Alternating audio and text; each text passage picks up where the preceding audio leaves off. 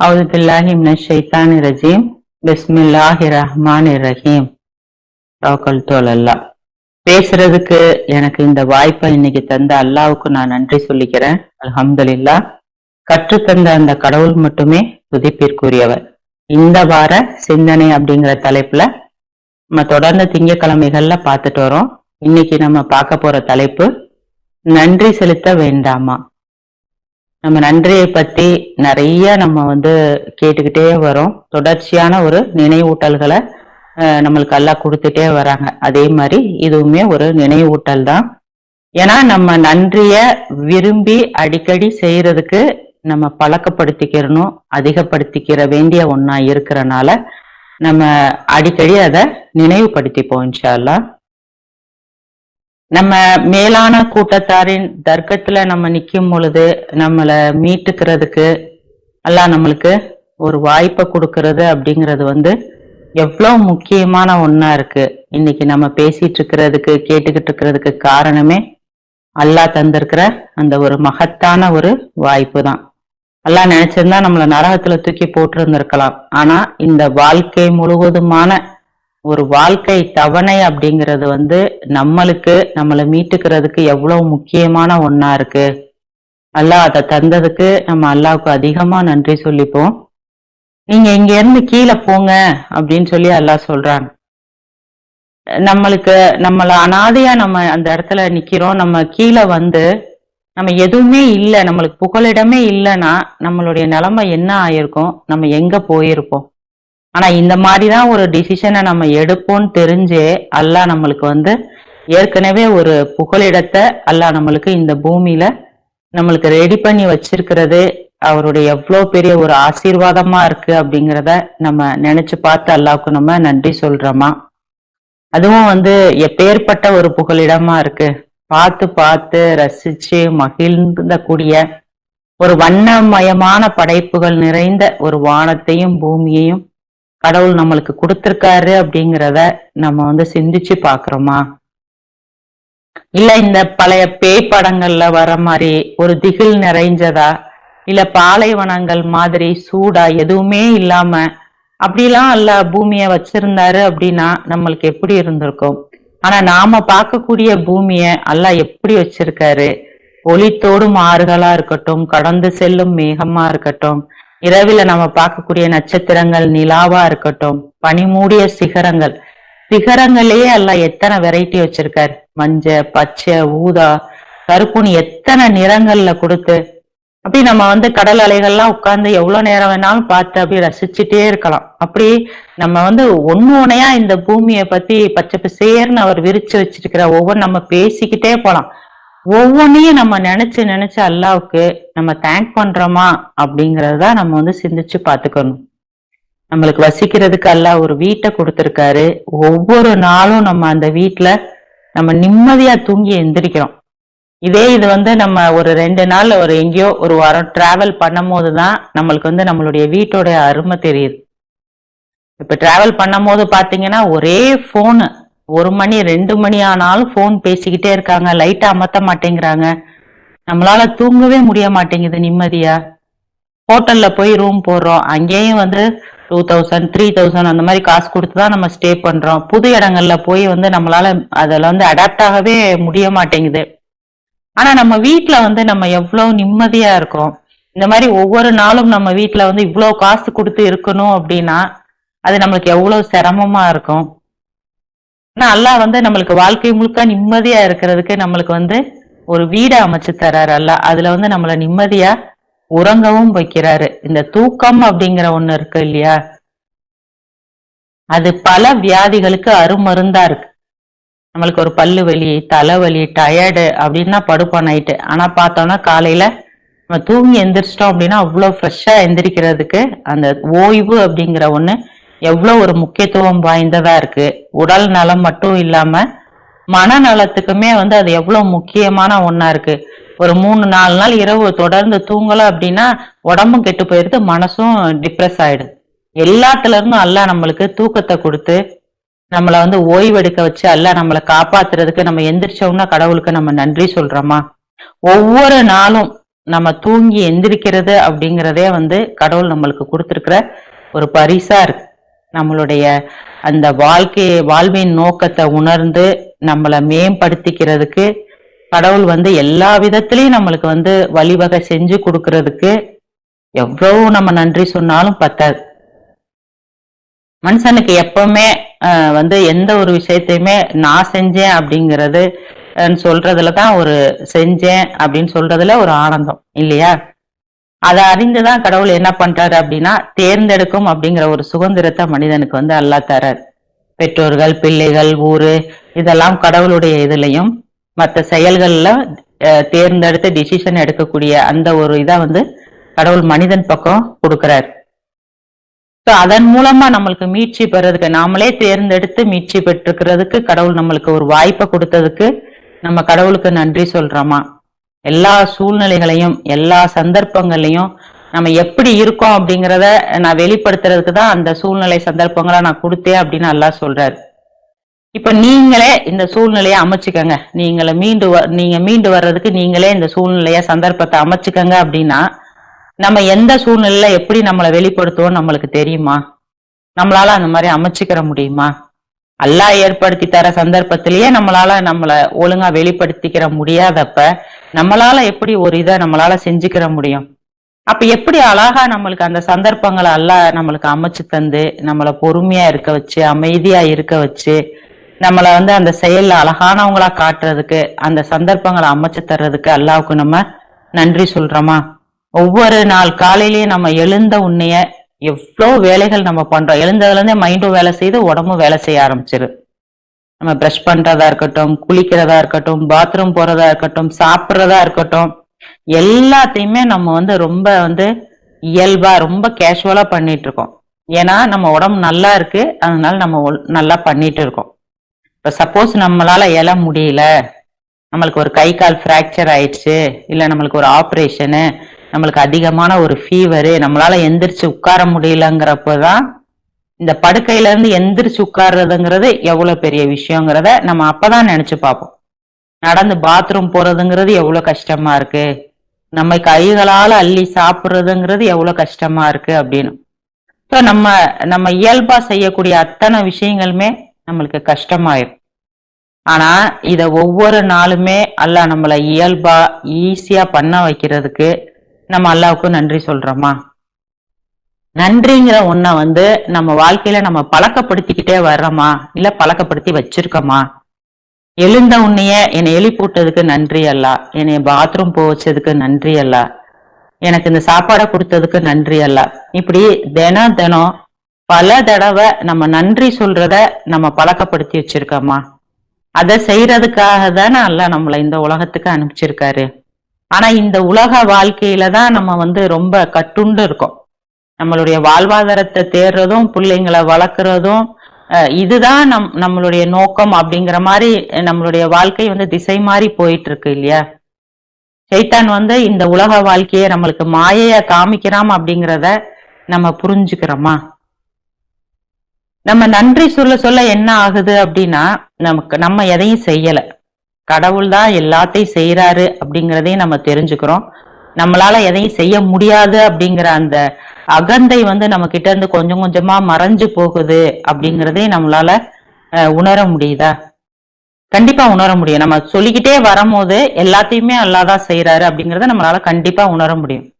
அல்லாஹ் ஒவ்வொரு விஷயத்தையுமே சொல்லிட்டு கீழே சொல்றாங்க, நீங்க இத கவனத்துல வச்சுக்கோங்க, நீங்க நன்றி செலுத்தும் பொருட்டு, நீங்க இந்த படிப்பினை எடுத்துக்கங்க நன்றி செலுத்தும் பொருட்டு, நீங்கள் காப்பாற்றப்படும் பொருட்டு, உங்களுக்கு நான் இந்த வாழ்வாதாரத்தை தந்திருக்கேன் நீங்க நன்றி செலுத்தும் பொருட்டு, நான் உங்களுக்கு கனி வகைகளை தந்திருக்கேன் நீங்க நன்றி செலுத்தும் பொருட்டு அப்படின்னு ஏகப்பட்ட வசனங்கள் அல்லாஹ் சொல்றது எல்லாமே நீங்கள் நன்றி செலுத்தும் பொருட்டு அப்படின்னு சொல்லிதான் அல்லாஹ் சொல்றாங்க. இப்ப நோன்பு வைக்கிறத நான் தந்திருக்கதை நீங்க நன்றி அறிதலை காட்டும் பொருட்டு அப்படின்னு தான் அல்லாஹ் சொல்றாங்க. நம்ம சாப்பிட்றப்ப நம்ம நோன்புல வந்து சாப்பிடாம இருக்கும்போது நம்மளுக்கு எப்படி பசிக்குது, ஆனா நம்ம நார்மல் டேஸ்ல வந்து நம்மளுக்கு சாப்பாடு நம்மளுக்கு அல்லாஹ் வந்து முன்னாடி வச்சு கொடுத்துறாரு, நம்ம பாட்டுக்கு சாப்பிட்டுட்டு நம்ம பாட்டுக்கு போயிட்டே இருக்கோம். ஆனா அந்த அந்த இதை நினைச்சு பார்த்தோம் அப்படின்னா அந்த உணவு வந்து நம்ம முன்னாடி எப்படி வந்து இருக்கு, ரொம்ப பெருசா நம்ம எதையும் திங்க் பண்ணவே தேவையில்லை. ஒரு இட்லி, ஒரு சாம்பார், ஒரு சட்னி, ஒரு சிம்பிளான ஒரு சாப்பாடை நம்ம எடுத்துப்போம். இந்த சாப்பாடு செய்யறதுக்கு, இந்த சாப்பாடு நம்ம முன்னாடி டேபிள்ல இருக்கிறதுக்கு நம்மளுக்கு எவ்வளவு உணவுப் பொருட்கள் தேவைப்படுது. பருப்பா இருக்கட்டும், உளுந்தா இருக்கட்டும், மஞ்சளா இருக்கட்டும், தேங்காயா இருக்கட்டும், கசகுசா, கொத்தமல்லி, மிளகா, அரிசி, கடுகு, கருவேப்பிலை, எண்ணெய், தண்ணின்னு அப்படியே நம்ம சொல்லிக்கிட்டே போலாம். இந்த இந்த உணவு நம்ம முன்னாடி இருக்கணும்னா அத்தனை பொருட்களும் சரியான நேரத்துல நம்ம வீட வந்து அடையணும். அதை வாங்குறதுக்கான பணமும் இருந்தா மட்டும்தான் அந்த உணவை நம்ம வந்து சாப்பிட்டுட்டு நம்மளுடைய பசியை ஆத்திக்கிற முடியும். அந்த மாதிரி கடவுள் நம்ம முன்னாடி நம்மளுக்கு சாப்பாடை கொடுக்கும் போது நம்ம கடவுளுக்கு நன்றி சொல்றோமா? நம்ம வீட்டு லொகேஷன்ல இருந்து நீங்க நீங்க ஏகப்பட்ட எல்லா இதையும் நீங்க நினைச்சு பாருங்க. உங்களுக்கு வெளிநாட்டுல இருந்து எவ்வளவு பொருட்கள் வருது. இந்த ஒவ்வொரு பொருளும் எந்தெந்த ஊர்ல இருந்து வருது, எந்தெந்த நாட்டுல இருந்து வருது. ஒரு தேங்காய் எடுத்தீங்கன்னா உங்களுக்கு கேரளால இருந்து வரும். உப்பு எடுத்தீங்கன்னா தூத்துக்குடியில இருந்து வரும். லெமன் எடுத்தீங்கன்னா அது ஒரு ஊர்ல இருந்து வரும். இப்படி எத்தனை ஊர்களிலிருந்து, எத்தனை நாடுகளிலிருந்து கண்டம் விட்டு கண்டம் கொண்டு வந்து நம்ம வீட்டுல அந்த பொருளை சேர்க்கும் போது அல்லாவுக்கு வந்து நன்றி சொல்லி, அல்லாஹ் கொடுத்தாருன்னு அல்லாஹ் பேரை சொல்லி நம்ம சாப்பிடுறோமா? பெரும்பாலும் நம்ம நம்ம சாப்பிடும் போது என்ன பண்றோம்னா, ஒன்னும் போன் பேசிக்கிட்டே சாப்பிடுறோம், இல்லைன்னா சாப்பாட்டுல உப்பு கூட இருக்கு, புளிப்பு கூட இருக்குன்னு ஒண்ணு குறை சொல்லிக்கிட்டே சாப்பிடுறோம்.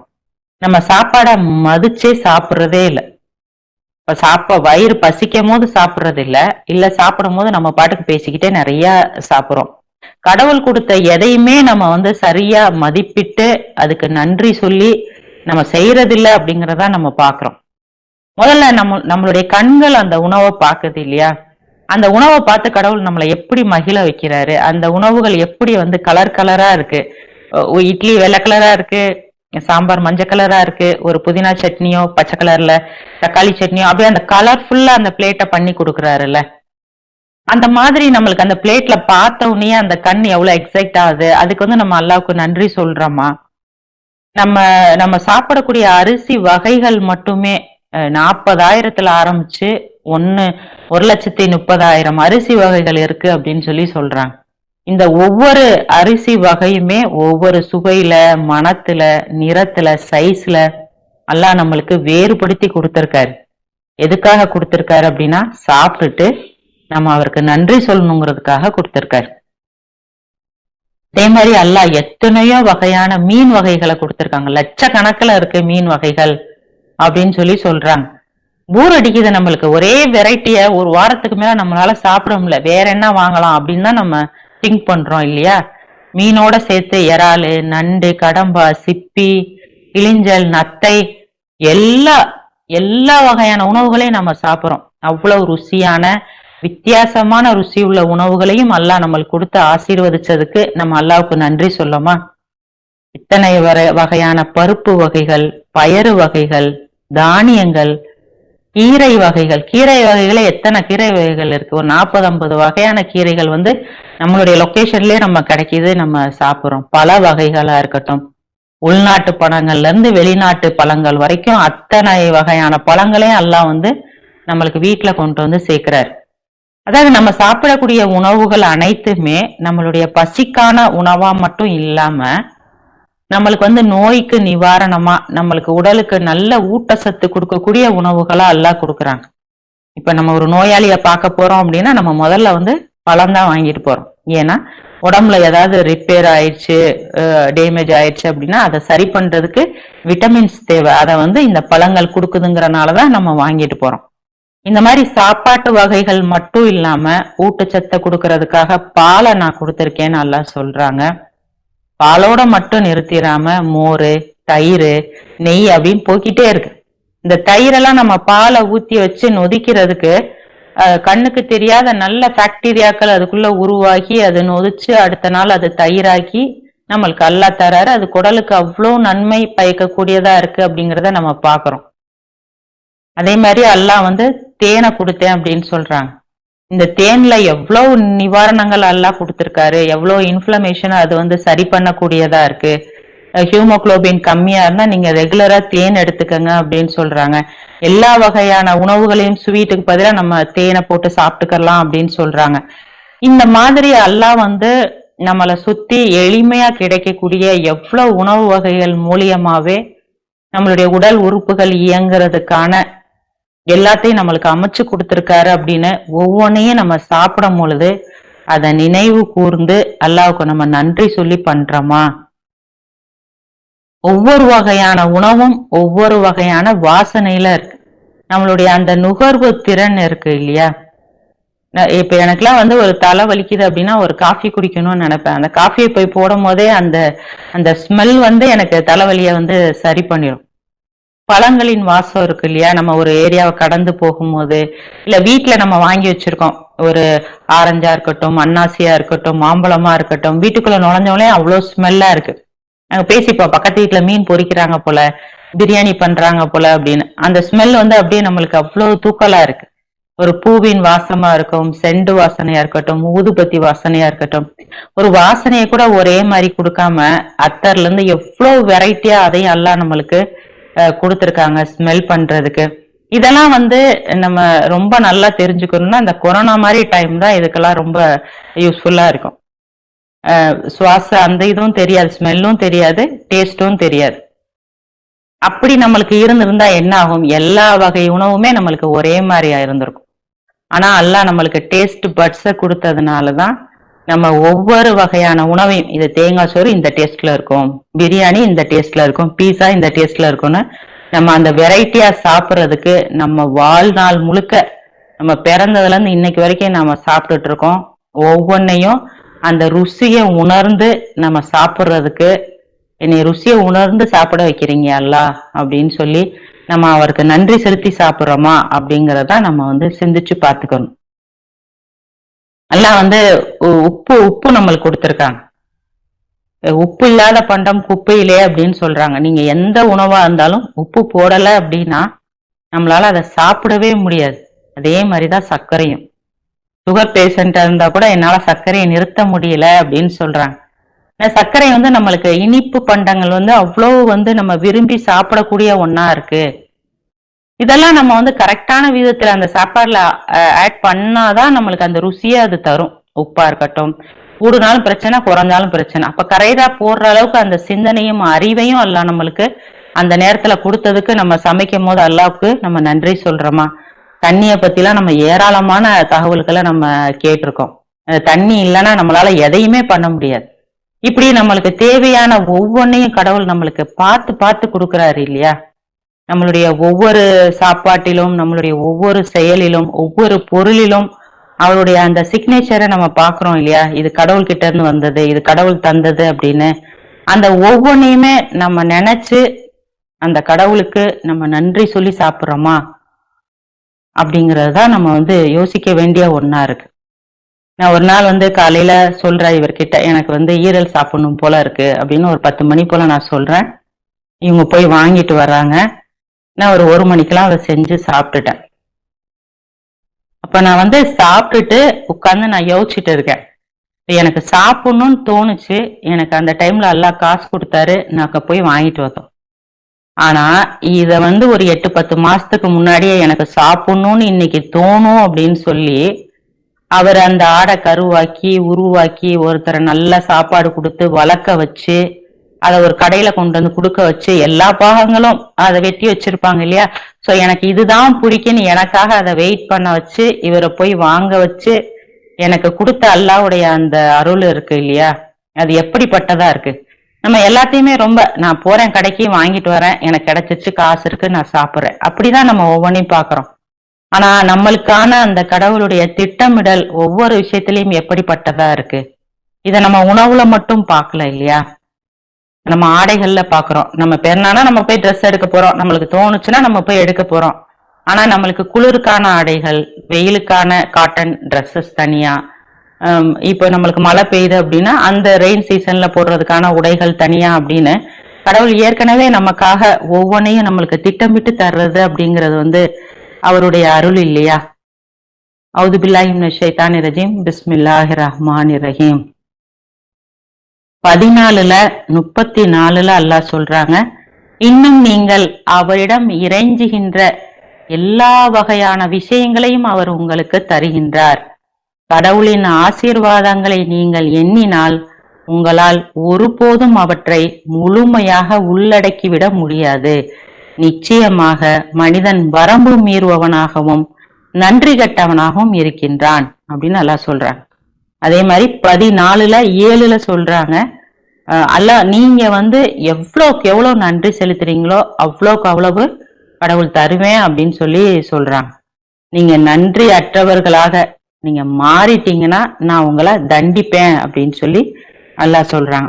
நம்ம எதற்கெல்லாம் கடவுளுக்கு நன்றி செலுத்தணும் அப்படின்னு நம்மளுக்கு ஒரு கேள்வி வந்ததுன்னா, நீங்க எதற்கெல்லாம் நன்றி செலுத்தாம இருப்பீங்க அப்படிங்கிற கேள்விதான் நம்ம கிட்ட திரும்பி வரும்.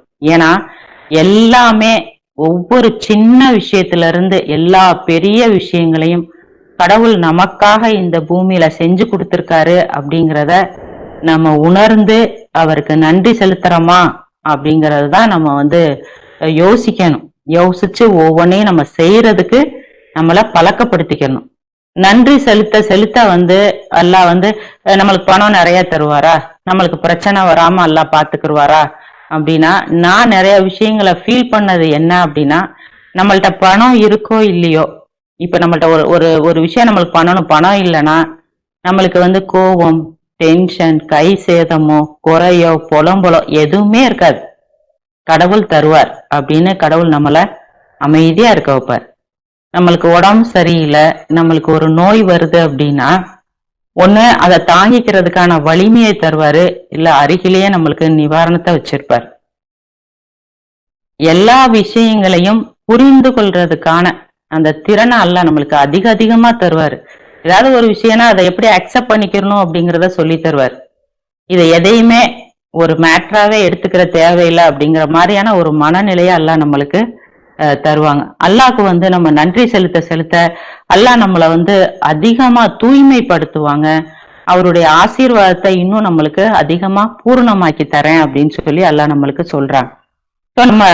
நம்ம கடவுளுடைய அந்த ஆதரவும் கடவுள் நம்ம கூடயே இருக்காரு அப்படிங்கிற அந்த ஒரு ஹாப்பினஸ் இருக்கு இல்லையா, நன்றி செலுத்த செலுத்த நம்ம அவரோட தொடர்புல இருப்போம். அதோடைய பெனிஃபிட்ஸையும் அந்த ஹாப்பினஸையும் நம்மளால ஒருத்தர்கிட்ட வார்த்தைகளால சொல்லவே முடியாது. ஆனா நம்ம மத்தவங்களோட நம்மள நிறைய கம்பேர் பண்ணி பாத்துக்கலாம். ஒருத்தரோட நான் ஈவினிங் பேசிட்டு வரேன், 1.25 லட்சம் 2 லட்சம் சம்பளம் வாங்கினவர் குவைத்துல, வாழ்க்கையை பத்தின அவ்வளோ கவலைகள், பிரச்சனைகள், பயங்கள், எவ்வளவு விஷயங்கள் அவர் ஷேர் பண்ணிக்கிட்டே வர்றாரு. இது எதுவுமே எனக்கு இல்லை, உண்மையிலே சொல்றேன், எனக்கு எதுவுமே அந்த நேரத்துல தோணவே இல்லை. அப்ப நான் அல்லாஹ்க்கு நன்றி சொல்லிட்டே வந்தேன், என்னுடைய வாழ்க்கையை நீங்க இவ்வளவு இலகுவாக்கி கொடுத்துருக்கீங்க அல்லாஹ் அப்படின்னு சொல்லி. அந்த அளவுக்கு மனதளவுல நம்மள ஒரு பெரிய கோடீஸ்வரங்களை போல நம்மளை சுத்தி ஒரு பெரிய பாதுகாப்பு படையே இருக்கு அப்படிங்கிற மாதிரி அந்த மாதிரி ஒரு பலம் இருக்கு நம்ம மனசுல. நம்ம கூட அல்லாஹ் இருக்காரு அப்படிங்கிற அந்த ஒரு தைரியம் வருது. எந்த நேரத்திலையும் யார் முன்னாடியும் எதுக்கும் போய் கலங்கி நிக்காத ஒரு மன உறுதிய அல்லாஹ் நம்மளுக்கு தராரு. திருப்தியையும் மன நிம்மதியையும் தந்து ஆசீர்வதிக்கிறாரு அப்படிங்கிறத நம்ம நன்றி சொல்ல சொல்லதான் நம்மளால அதிகமா உணர்ந்துக்கிற முடியுது. ஸோ நன்றிங்கிற ஒண்ணு நம்ம அல்லாவுக்கு செலுத்துறதன் மூலமா நம்மளுக்கு கொடுத்ததுக்காக அல்லாவுக்கு சொல்ல நம்ம வாழ்க்கையில நம்ம இன்னும் மேம்பட்டுட்டு வர்றத, நம்மளுடைய வாழ்க்கையே அவ்வளோ இலகுவாகிறத நம்மளால ஃபீல் பண்ண முடியுது. நான் ஒரு மாசத்துக்கு ஒரு எக்ஸல் சீட் நானும் இவரும் மெயின்டைன் பண்ணுவோம் வாட்ஸ்அப்ல, என்னென்ன ஜாமான் வாங்கியிருக்கோம் அப்படின்னு. ஒரு மாச ஜாமானை நான் எடுத்து பாக்குறேன், இவ்வளவு ஜாமான்கள், phone bill, current bill, gas, பால், கேபிள், போய் வெளியே போய் ட்ரெஸ் எடுத்திருக்கோம், அதுக்கு டெய்லருக்கு கூலி கொடுக்குறோம், பிளம்பிங் வேலை படுத்திருக்கோம், காரு, பைக்கு அந்த மாதிரி வச்சிருந்தா அதுக்கு சர்வீஸ், இன்சூரன்ஸ், எவ்வளவு இது, ஊருக்கு போறோம், கல்யாணத்துக்கு செய்யறோம், மருந்து மாத்திரை வாங்குறோம், தர்மம் கொடுக்குறோம், ஜக்காத்து கொடுக்குறோம், வீட்டுக்கு கெஸ்ட் வந்துட்டு போறாங்க, காஸ்மெட்டிக் ஐட்டம்ஸ் வாங்குறோம், ஹோட்டல் மாலுக்கு போறோம்னு அப்படி அவ்வளவு ஜாமா, அவ்வளவு பொருட்களுக்கு எல்லாம் எனக்கு காசு கொடுத்துருக்காருங்கிறத எனக்கு பார்க்கும்போது அப்படிதான் இருந்தது. ஏதாவது ஒண்ணுக்கு கொடுக்கலன்னா நம்ம உடனே டிசப்பாயிண்ட் ஆயிரும். ஐயோ எனக்கு இப்படி இருக்கு என் வாழ்க்கையில, நான் ஆந்தே கஷ்டத்தை வாழ்க்கையிலே அனுபவிக்கிறேன் அப்படிங்கிற மாதிரி நம்ம பேச ஆரம்பிக்கிறோம், நினைக்க ஆரம்பிச்சிடும். அல்லாஹ் சொல்றாரு, நம்ம மறுக்கிறவன் தான் அப்படி இருப்பான், என்னுடைய அருட்கொடைகளுக்கு அவன் நன்றி கெட்டவனா இருப்பான், அவன் இந்த வாழ்க்கையில சுகம் அனுபவிச்சுட்டு போயிருவான் அப்படின்னு சொல்றாரு. ஆனா நம்பிக்கையாளர்கள் எப்பவுமே கடவுளுக்கு நன்றியோட இருப்பாங்க அப்படிங்கறத அவர் சொல்றாரு. நம்மளுக்கு அல்லாஹ் கண்ணு, காது, மூக்கு எல்லாத்தையும் கொடுத்திருக்காரு, எல்லாத்துக்கும் நீங்க நன்றி சொல்லுங்கிறார். ஒரு கண்ணு தெரியாதவரை பார்க்கும் போதுதான் எனக்கு அது தோணுது. ஒரு ஒரு கால்ல வந்து ஹேண்டிகேப் நடந்து போகும்போது, ஒரு ட்ரெயின்ல அவர் வந்து கைய வச்சு ஊண்டி போகும்போதுதான் எனக்கு தெரியுது. அல்லாஹ் நீங்க எனக்கு கை காலம் நல்லா குடுத்துருக்கீங்க. நன்றி அல்லாஹ். நான் அந்த டைம் தான் அல்லாஹ்வுக்கு நான் வந்து நன்றி சொல்றேன். அதே மாரி நான் வந்து ஒரு நீயா நானா பார்த்துட்டு இருந்தேன். அது ஃபுல்லா வந்து அனாதைகள பத்தின ஒரு இது. ஸோ ஒரு குடும்ப அமைப்பே இல்லாதவங்களுடைய ஒரு லைஃப் ஸ்டைல் எப்படி இருக்கும் அப்படிங்கிறத பத்தி அவங்க சொல்றாங்க. அவங்க சொல்ல சொல்ல என்ன அறியாம நான் உட்கார்ந்து அப்படியே வந்து கண்ணீர் வடிக்க ஆரம்பிச்சுட்டேன். அப்படி ஒரு உருக்கமான ஒண்ணு. ஒருத்தர் சொல்றாங்க, எனக்கு வந்து அப்படி உறவுனா என்னன்னே தெரியல எனக்கு. நான் பிறந்ததுல இருந்து என்னை இங்க கொண்டு வந்து போட்டுட்டாங்க. நான் பிறந்ததுல இருந்து இங்கே தான் இருக்கேன். நான் படங்கள் எல்லாம் பார்த்திருக்கேன். அக்கா, தங்கச்சி அப்படிலாம் சொல்லுவாங்க. நான் உறவுனா என்னன்னே நான் பார்த்ததே இல்ல. எங்க அப்பா, அம்மா எனக்கு யாருன்னே தெரியாது அப்படின்னு சொல்லி அந்த பொண்ணு சொல்றாங்க. இன்னொரு பொண்ணு சொல்றாங்க, என்னுடைய கனவு என்னன்னா எனக்குன்னு ஒரு தனி ரூம் வேணும். நான் 10, 20 பேரோட தூங்கி பழகிட்டேன். எனக்கு வந்து தனி ரூமுங்கிற ஒண்ணே எனக்கு நான் பார்த்ததே இல்ல. என் வாழ்க்கையில எனக்கு அந்த மாதிரி ஒண்ணு வேணும் அப்படிங்கிறாங்க. ஒருத்தர் எனக்கு வீடே இல்லைங்கிறாங்க. ஒருத்தர் சொல்றாங்க, நான் கல்யாணம்னா என்னன்னே பார்த்ததே இல்ல. நான் டிவில தான் பார்த்திருக்கேன். ஓ கல்யாணம்னா இப்படிதான் இருக்குமா? எனக்கு உறவே இல்ல. நான் யார் கல்யாணத்துக்கு போவேன் அப்படிங்கிறாங்க. சோ இந்த உறவுன்னு ஒண்ணு அத்தை, அம்மா, பிள்ளைங்க, ஒய்ஃப், பேர குழந்தைகள் அல்லாஹ் வந்து நம்மளுக்கு எவ்வளவு அமைச்சு கொடுத்திருக்காரு. இதுக்கெல்லாம் கடவுளுக்கு நம்ம நன்றியோட இருக்கோமா அப்படிங்கிறத நம்ம என்னைக்காவது சிந்திச்சு பாக்குறோமா? அதை ஆசீர்வாதமா நம்ம நினைக்கிறோமா? கடவுள் வந்து நம்மளுக்கு வாழ்க்கை முழுவதும் அவ்வளவு அத்தாட்சிகள், சான்றுகள், தூதர்கள் மூலமா, மலக்குகள் மூலமா, கஷ்டத்தின் மூலமா, அனுபவத்தின் மூலமா எவ்வளவு கடவுள் நம்மளுக்கு கத்து கொடுக்கறாரு. அவ்வளவுத்துக்கும் நம்ம வந்து நன்றியோட இருக்கோமா அப்படிங்கிறத நம்ம யோசிச்சு பார்க்கணும். காலையில இருந்து இரவு வரைக்கும் நம்மளுக்காக நம்ம வீட்டை சுத்தி, நம்ம வீட்டுக்குள்ள, வெளியில, ஆபீஸ்ல அவ்வளவு பேரு நமக்காக வேலைகள் பண்றாங்க. அவ்வளவு வேலைகள் நடக்குது. ஒரு காய்கறியை வாங்கிட்டு வந்து வைக்கிறது, பால் கொடுக்கறது இருந்து அவ்வளவு வேலைகளை கடவுள் நம்மளை சுத்தி செய்ய வைக்கிறார். இது அவ்வளவுத்தையுமே நம்ம வந்து கிராண்டடா எடுத்துட்டு போயிட்டு இருக்கோமா? கடவுள் தான் அமைச்சு கொடுக்கறாருன்னு நம்ம சிந்திக்கிறோமா? கடவுள் வந்து நம்மளுக்கு ஞாபக சக்தியை கொடுத்திருக்காரு. நீ உன்னோடனே நினைச்சு பாரு அப்படின்னு அல்லாஹ் சொல்றார். நீ நினைச்சு நினைச்சு நன்றி சொல்லு அப்படிங்கிற. நம்ம வாழ்க்கையில் நடந்த சந்தோஷங்கள், கல்யாண நாள், குழந்தைகள் பிறந்த நாள் எல்லாத்தையும் நம்ம நினைச்சு சந்தோஷப்படுறதுக்கு ஞாபக சக்தியை கொடுத்திருக்காரு. நம்ம வாழ்க்கையில் நடந்த அவமானங்கள், துக்கங்கள், கஷ்டங்களை அதை மறக்கிறதுக்கு ஞாபகம் மறதியும் கடவுள் கொடுத்திருக்காரு. நம்மளுடைய ஆன்மா வந்து அப்படியே கோமா நிலையில கிடக்கு, எதையுமே நினைக்காம. கடவுள் வந்து புதிய நினைவூட்டல்களை கொடுத்து கொடுத்து நம்ம அவர் பக்கம் நம்மளை திருப்புறாரு. நம்மளுக்கு வந்து கடவுள் தண்டிச்சிருவாருங்கிற அந்த பயத்தையும் நம்மளுக்கு கொடுத்திருக்காரு. ஏதாவது செஞ்சா கடவுள் நம்மளை தண்டிச்சிருவாரோ அப்படிங்கிற அந்த ஒரு பயம் வருது நம்மளுக்கு. ஏதாவது தப்பு பண்ணிட்டோம் அப்படின்னா கில்ட்டி ஃபீலிங்கும் வருது. இல்ல நம்ம தப்பு பண்ணிட்டோமே, அந்த குற்ற உணர்வை கொடுத்ததுனாலதான் நம்ம வந்து தவறு செய்யறதுல இருந்து நம்மளை காப்பாத்திக்கிறோம். இதெல்லாம் ஒவ்வொன்னையும் நினைச்சு நம்ம வந்து நம்மளை படைச்ச கடவுளுக்கு நம்ம நன்றி செலுத்துறோமா அப்படிங்கறத நம்ம யோசிச்சு பார்க்கணும். பக்கத்துல உள்ளவங்களுக்கு அடிபடுது, ஆக்சிடென்ட் ஆகுது, உடம்பு சரியில்லாம போகுது. ஆனா நம்மளுக்கு எதுவுமே ஆகாம நம்மளை காப்பாத்தி அவர் பக்கம் திருப்புறது அப்படிங்கிறது அவருடைய அருள் இல்லையா? இணை தெய்வ வழிபாட்டுல இருந்தும், போலி தெய்வ வழிபாட்டுல இருந்தும் கடவுள் நம்மளை காப்பாத்தி நம்மளை தேர்ந்தெடுத்து நம்மளை நேரான பாதையில இருக்க வச்சதுக்கு நம்ம கடவுளுக்கு எவ்வளவு நன்றியோட இருக்கணும். அல்லாஹ் சொல்றாங்க இப்ராஹிம் நபியை பத்தி 16:121 சொல்றாங்க, அவருடைய இரட்சகரின் நல்ல ஆசிகளுக்கு அவர் நன்றியோடு இருந்த காரணத்தினால் அவரை அவர் தேர்ந்தெடுத்து கொண்டார், அவரை நேரானதொரு பாதையில் அவரை செலுத்தினார். நன்றியோட இருக்கிறவங்களதான் அல்லாஹ் வந்து நேரான பாதையில தொடர்ந்து நடத்துவாரு அப்படின்னு சொல்றாங்க. சோ அல்லாஹ் நம்மளுக்கு வழிய காமிச்சிட்டாங்க. நம்ம நன்றி செலுத்த செலுத்த, அதாவது ஒரு நைட்டு உட்கார்ந்து நம்ம ஒரு 1/2 hour நம்ம எதுக்கோ போன் பார்க்க, டிவி பார்க்க, எவ்வளவு டைம் நம்ம வந்து ஒரு நாளைக்கு நம்ம இந்த உலக வாழ்க்கைக்காக ஸ்பெண்ட் பண்றோம். காலையில இருந்து நம்மளுக்கு கொடுத்தத அப்பமே சொல்லிட்டா ரொம்ப நல்லது. இல்ல நைட்டு உட்கார்ந்தாவது நம்ம வந்து 1/2 hour அதுக்கு டைம் தனியா ஒதுக்கி நம்ம நன்றி சொல்றத நம்ம வாழ்க்கையில நம்ம பழக்கப்படுத்தி கொள்ளக்கூடியவங்களா இருக்கணும். அல்லாஹ் இந்த பூமியில அத்தனை நம்மளுக்கு வசப்படுத்தி கொடுத்ததற்காக அல்லாஹ்வுக்கு எப்பவுமே அவரை துதிச்சு புகழ்ந்து நன்றியோடு இருக்கக்கூடிய மக்களாக நம்மளை அவர் ஆக்கி அருள் பாலிக்கணும். எங்கள் இரட்சகரே, என் மீதும் என் பெற்றோர் மீதும் நீர் அருளியிருக்கின்ற ஆசிகளுக்கு நன்றி பாராட்டுபவனாக இருப்பதற்கும், உம்மை மகிழ்விக்கும் நன்னறியான காரியங்களை செய்வதற்கும் என்னை செலுத்துவீராக. உமது கருணையால் நன்னறி கொண்ட உம்முடைய ஊழியர்களின் குழுமத்தில் எங்களை நுழைய அனுமதிப்பீராக. அல்ஹம்துலில்லாஹ், மாஷா அல்லாஹ், லா குவத்த இல்லா பில்லா. ஸலாமுன் அலைக்கும்.